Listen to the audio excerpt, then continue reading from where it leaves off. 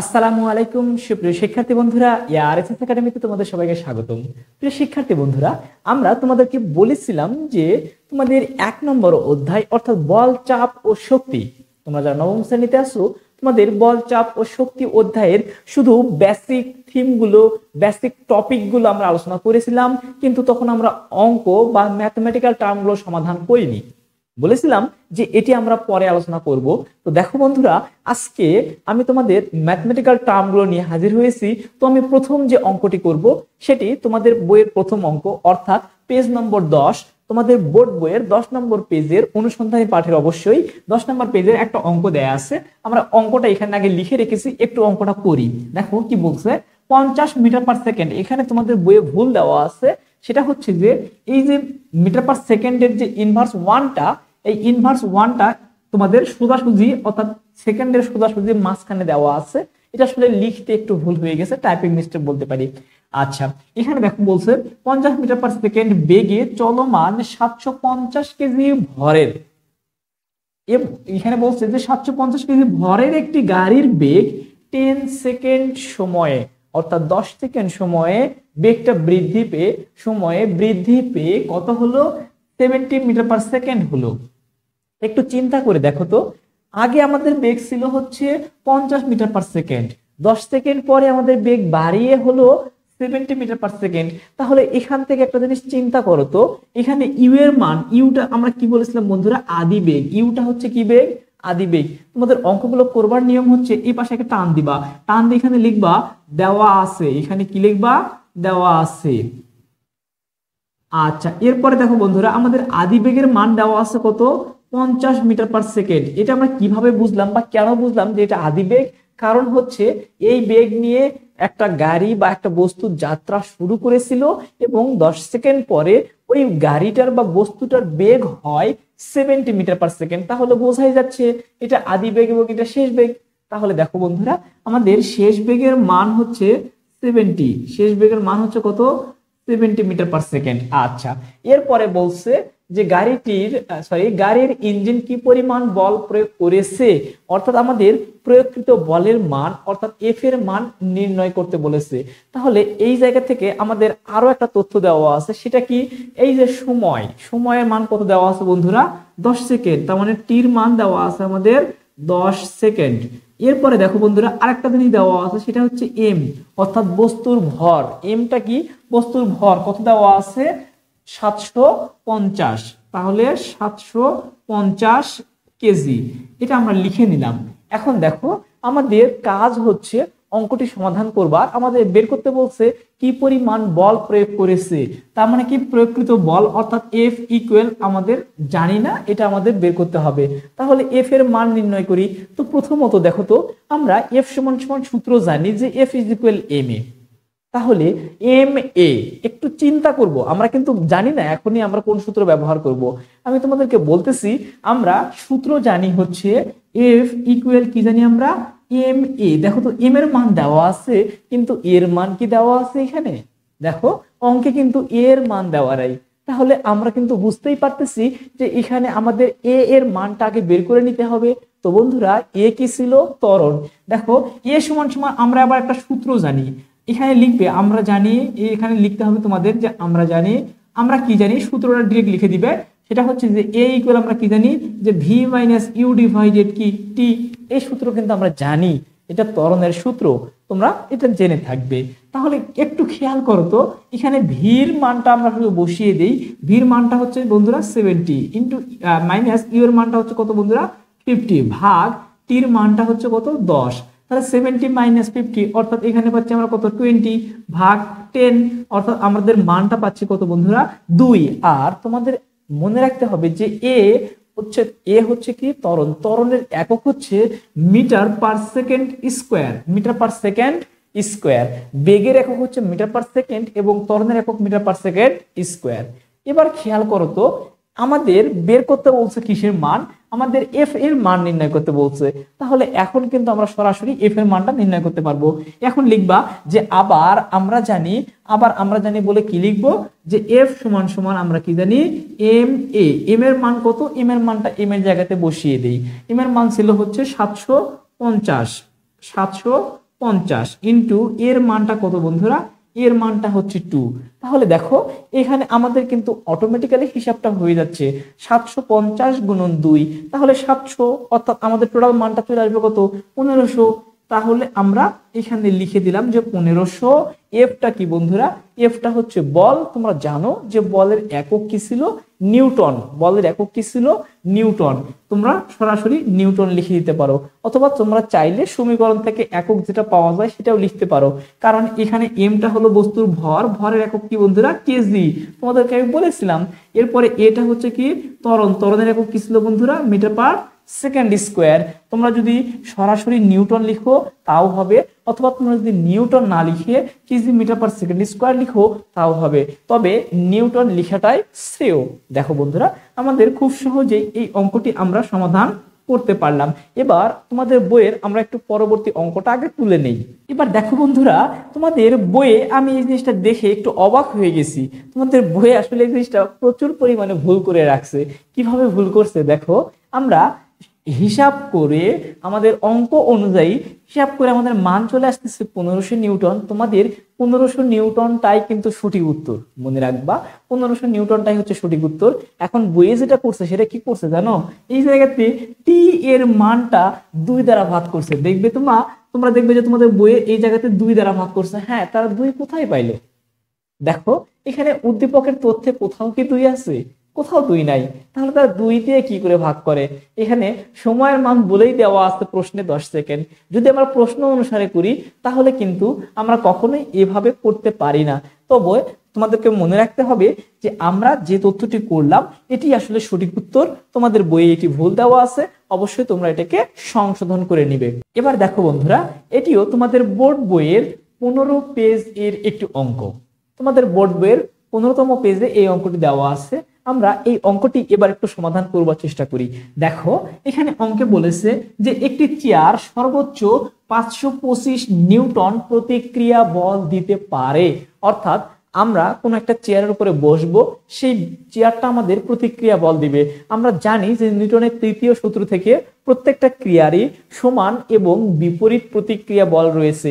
সমান এবং বিপরীত, অর্থাৎ আমি যদি কোনো বস্তুর উপর দাঁড়াতে চাই বা উঠতে চাই বা বসতে চাই, তাহলে সেই বস্তুটাও আমাকে সমান এবং বিপরীত মুখী একটা প্রতিক্রিয়া বল দিবে। যদি দিতে পারে তাহলেই আমরা কেবল সেই বস্তুর উপরে দাঁড়াতে পারবো। এখন খেয়াল করো, এখানে প্রশ্নে বলছে যে একটা চেয়ার সর্বোচ্চ 525 নিউটন পর্যন্ত প্রতিক্রিয়া বল দিতে পারে। এরপরে বলছে তোমার ভর হচ্ছে 50 কেজি। অর্থাৎ ধরে নাও এখানে দুইজনের কথা বলছে, যে ধরে নিলাম আমি বা আমার ভর হচ্ছে কত বন্ধুরা, 50 কেজি, এবং আমার বন্ধুর ভর, আমার একজন বন্ধুকে নিচ্ছি আমি, তার ভর হচ্ছে 55 কেজি হলে বলছে তোমরা কি এই চেয়ারে উঠতে পারবে? অর্থাৎ আমি ওই চেয়ারে উঠতে পারবো কিনা এবং আমার বন্ধু ওই চেয়ারে উঠতে পারবে কিনা, তো এটা আমাদের নির্ণয় করতে বলছে। তো আমরা প্রথমত একটা জিনিস আগেই বুঝে গেলাম, সেটা হচ্ছে যে ক্রিয়া বল এবং প্রতিক্রিয়া বল যদি সমান হয় তাহলে উঠতে পারবে, অথবা ক্রিয়া বল যদি কম হয় প্রতিক্রিয়া বল অপেক্ষা তাহলে উঠতে পারবে। কিন্তু ক্রিয়া বল যদি বেশি হয় প্রতিক্রিয়া বল অপেক্ষা তাহলে কিন্তু উঠতে পারবে না। তোমাদের অনেকটা বাস্তবিক একটা উদাহরণ দিয়েছিলাম আমি যখন এই টপিকটা বুঝাইছিলাম, তখন আমি তোমাদের বলছিলাম যে কাদা মাটিতে আমরা ভালোভাবে হাঁটতে পারি না। কেন হাঁটতে পারি না? কারণ আমাদের পা যে পরিমাণ ক্রিয়া বল দেয়, কাদামাটি আমাদের সমান বিপরীতমুখী প্রতিক্রিয়া বলটা দিতে পারে না, যার কারণে আমরা কাদামাটিতে ভালোভাবে হাঁটতে পারি না, পা মাটিতে দেবে যায়। এখন একই প্রশ্ন ছিল এরকম যে বালি মাটিতে দৌড়ানো যায় না, সহজে দৌড়ানো যায় না। কেন দৌড়ানো যায় না সহজে? সহজে দৌড়ানো না যাওয়ার একটাই কারণ, বালিতে আমরা যে পরিমাণ ক্রিয়া বল দেই তৎক্ষণাৎ বালি একটু সরে যায়, সরে গিয়ে সমান এবং বিপরীত প্রতিক্রিয়া বলটা দিতে পারে না, যার কারণে হাঁটতে একটু অসুবিধা হয়। এবার আমাদের কথা হচ্ছে সেম টপিকটা ব্যবহার করে, নিউটনের তৃতীয় সূত্রটাকে ব্যবহার করে আমরা এই অঙ্কটা একটু সমাধান করবার চেষ্টা করি। তো প্রথমত বন্ধুরা আমরা এটা ওজন দিয়ে কিন্তু সমাধান করতে পারি। অর্থাৎ একবার আমার ক্ষেত্রে আমার ওজন নির্ণয় করব এবং আমার বন্ধুর ক্ষেত্রে একবার আমরা ওজন নির্ণয় করব। তো প্রথমত দেখো, যেহেতু তোমাদের প্রশ্নে বলছে তোমার ভর, তাহলে আমরা সেভাবেই করি। আমরা করলাম হচ্ছে কি তোমার ওজন। দেখো বন্ধুরা, আমরা করতেছি হচ্ছে তোমার ওজন। তো ওজন আমরা কি দ্বারা প্রকাশ করি? ওজনকে ডাব্লিউ দ্বারা। ডাব্লিউ ইকুয়াল আমরা কি জানি বন্ধুরা? যে ওজন ডাব্লিউ ইকুয়াল কি এমজি। ওজন ডাব্লিউ ইকুয়াল কি বন্ধুরা? এমজি। এই সূত্রটা কিন্তু আমি তোমাদেরকে টপিক যখন বুঝিয়েছিলাম তখন নিশ্চয়ই বলেছিলাম। তোমাদের যদি ক্লাসটি করে থাকো তাহলে বুঝে যাবে, আর যদি না করে থাকো অবশ্যই ক্লাসগুলো আগে করে নিবে, কারণ আমরা ম্যাথমেটিক্যাল টার্ম করতে গেলে টপিক না বুঝলে কিন্তু কোনোই কাজে আসবে না। তাহলে দেখো এখানে এম এর মান ধরে নিচ্ছি যে তোমার ক্ষেত্রে এম এর মান কত দেওয়া আছে বন্ধুরা? 50 ইন্টু জির মানটা কত? এটা কিন্তু মুখস্থ। জির মানটা কত বন্ধুরা? 9.8। এই মানটা কিন্তু একেবারে মুখস্থ। তো এই দুটো যদি আমরা গুণ করে নেই তাহলেই আমরা কিন্তু মান পেয়ে যাব। তো আমি মানটা ক্যালকুলেটরে একটু তোমাদের হিসাব করে দেখিয়ে দিচ্ছি। দেখো আমাদের প্রথমত 50 গুণন কত করতে হবে? 9.8 করলে আমাদের মান চলে আসতেছে 490। তাহলে আমরা তোমার ওজন পেলাম হচ্ছে 490। এখানে ওজন, ওজনের একক কি বন্ধুরা? নিউটন। ওজনের একক কি? নিউটন। বলের একক নিউটন, ওজনের একক হচ্ছে নিউটন। আমরা লিখলাম। এবার খেয়াল করো, তাহলে তোমার ওজন হচ্ছে 490 নিউটন। এখান থেকে আমরা কিন্তু একটা তথ্য বলতে পারি। আচ্ছা, তাহলে তুমি কি, অর্থাৎ আমি কি, যেহেতু এখানে তোমার বলতে আমি আমাকে বুঝিয়ে দিচ্ছি, তাহলে আমি কি ওই চেয়ারে দাঁড়াতে পারবো? তোমার কি মনে হয়? দেখো তো, তোমরা কি মনে হচ্ছে যে আসলে কি পারবো কিনা? অবশ্যই কমেন্টস তোমরা জানিয়ে দিও। আমি যদিও বলেই দিচ্ছি, তারপরও এখানে দেখো আমার ওজন হচ্ছে কত পেলাম? 490 নিউটন। আর চেয়ার সর্বোচ্চ নিতে পারবে হচ্ছে 525 নিউটন। তাহলে নিশ্চয়ই আমি চেয়ারের উপরে উঠে দাঁড়াতে পারবো, কারণ চেয়ার আমাকে প্রতিক্রিয়া বল আরো অনেক বেশি দিতে পারে। তাহলে নিশ্চয়ই আমি চেয়ারের উপরে দাঁড়াতে পারবো। এবার কথা হলো তোমার বন্ধু। এখানে তোমার বন্ধু বলতে আমি ধরে নিচ্ছি আমার বন্ধু। তাহলে যেহেতু প্রশ্নে বলেছে তোমার বন্ধু, তাহলে আমরা লিখতেছি তোমার বন্ধুর ওজন। তোমার বন্ধুর ওজন।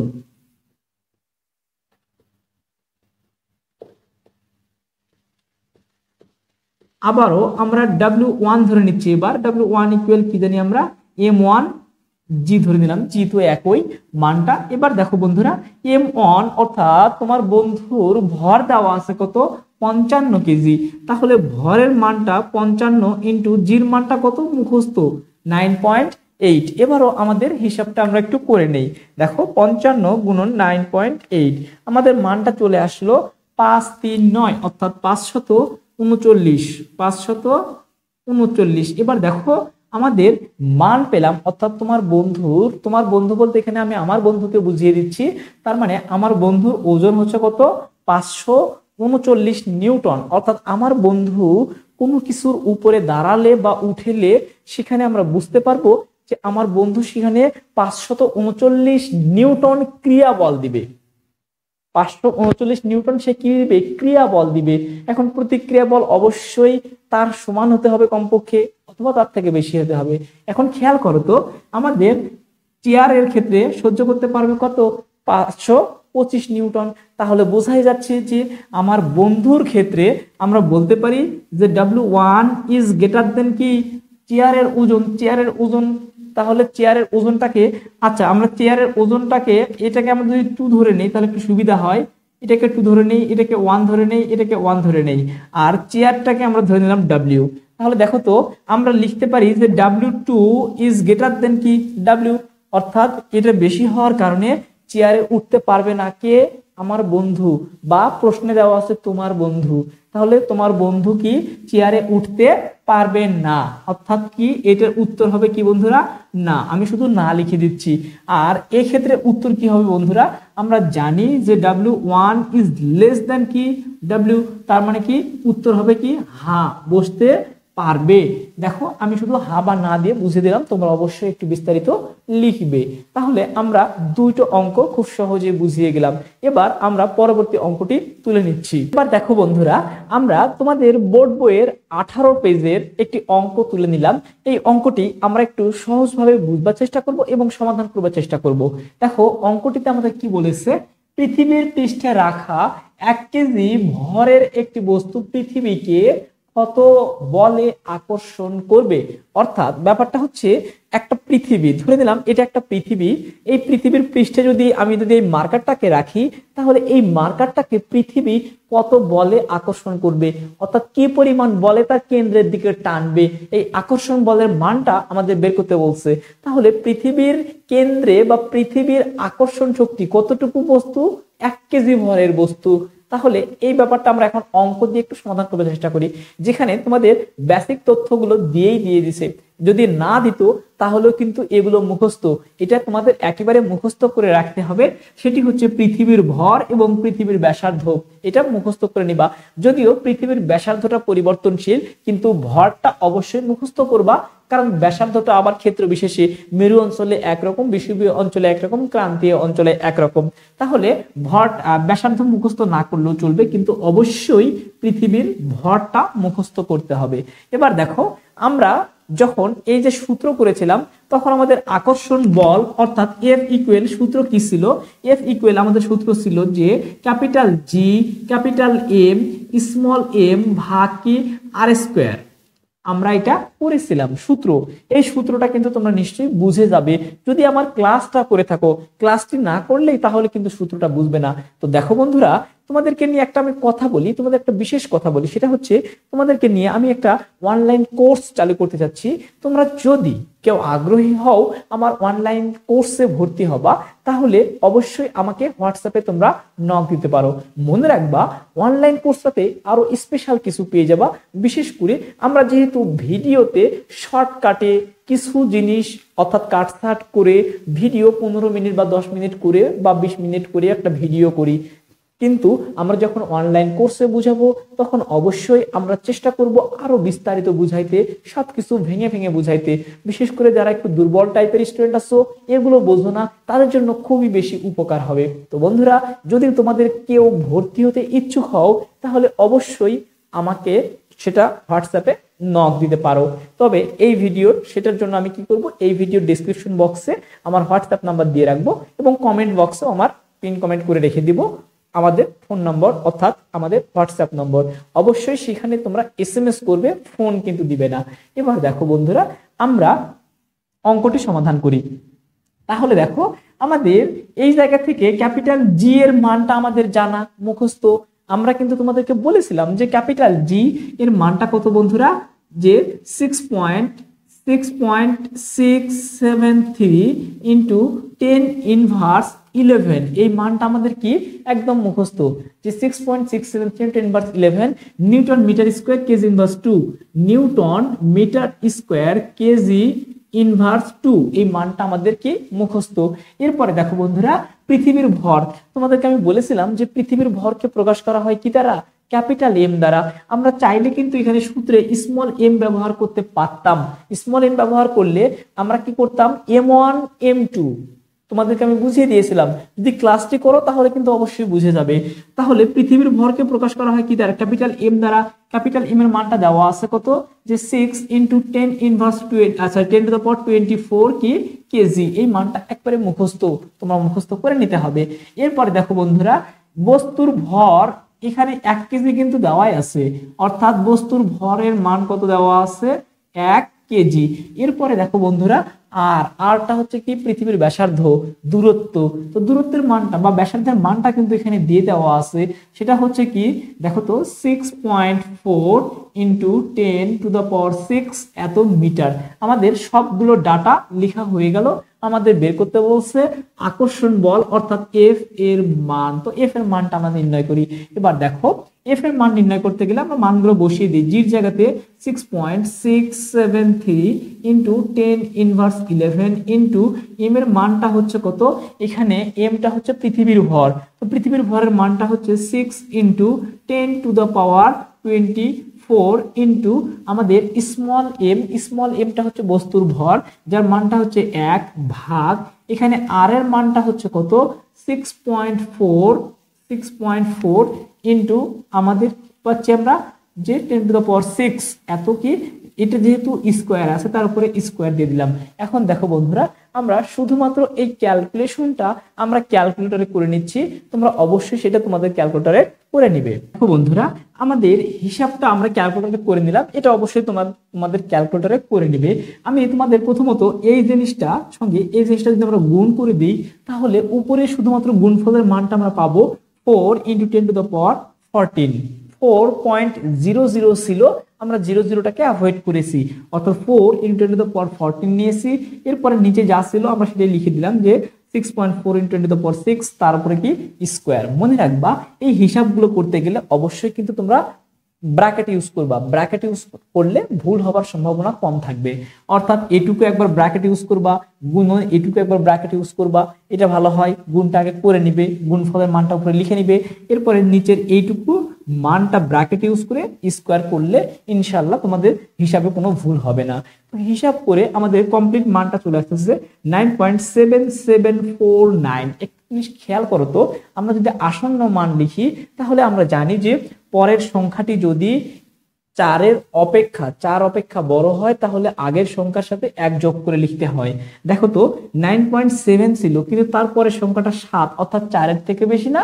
এই যে 7 সংখ্যাটা 4-এর থেকে বেশি হওয়ার কারণে আমাদের পূর্ববর্তী সংখ্যার সাথে সাথে 1 যোগ করে 8 নিলাম, অর্থাৎ আমরা লিখতে পারি 9.8 নিউটন। এটি আমাদের কিসের মান?